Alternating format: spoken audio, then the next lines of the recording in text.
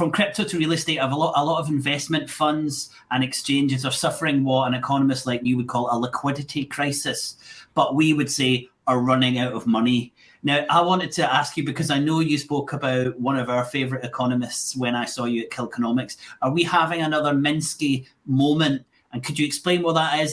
So a Minsky moment, and like I said, I studied at the New School for Social Research, where Minsky was talked about in 2003 as a guy with a brilliant model, but whose doom-laden predictions had never come to pass.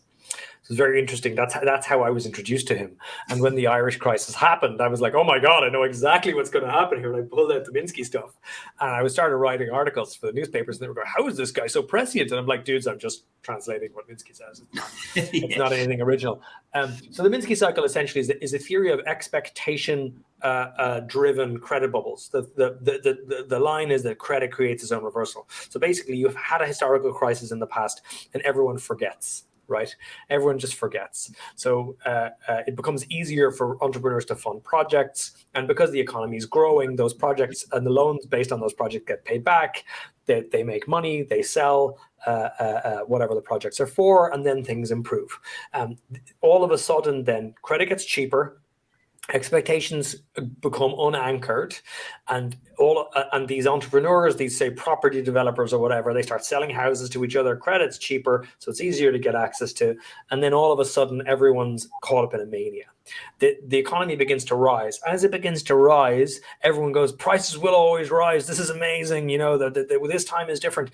And then everybody gets very, very excited. They start selling to each other, buying from each other, borrowing more. The banks get really invested in this, and they start giving bonuses out to their banker friends who are like, if you lend more, we'll give you more money. So then the taps just flow. So there's credit. Prices go up. We're selling bits of the economy to one another. It's all good.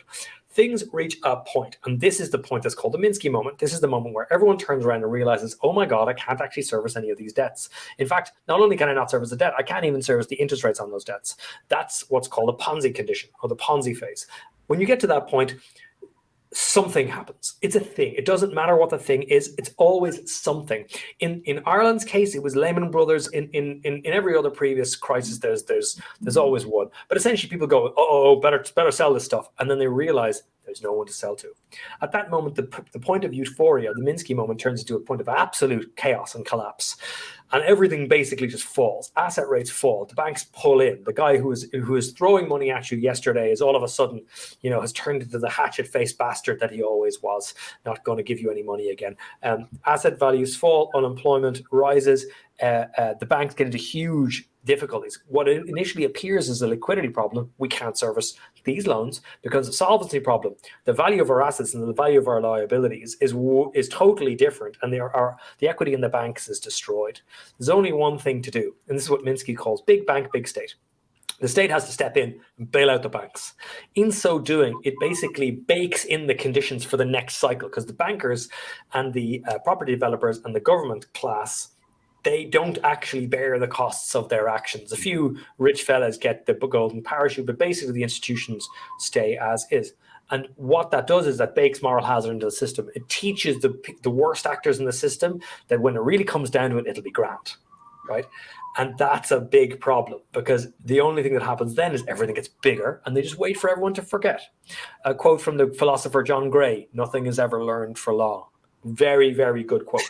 So this is the Minsky cycle, and what I just described to you then is there's a big crash, and there's a big inquiries. This will never happen again. Blah blah blah. Then it calms down, and people forget, and boom, off you go again. And that cycle, it's happening. It will continue to happen, because Minsky's theory. This is why he never got anywhere in economics. Really, Minsky's theory is a psychological theory. It's a mass psychological theory of the future.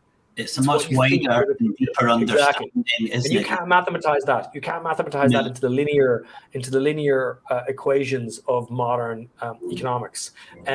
If anybody's interested in Minsky, by the way, Minsky is a horrible writer. Like, he's absolutely dreadful. Don't read him.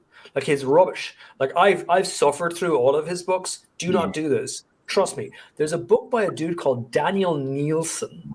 Okay, Nielsen, I believe. Daniel Nielsen, and it's just called Minsky. It's a biography of him, but it's also an intellectual biography of the genesis of his ideas.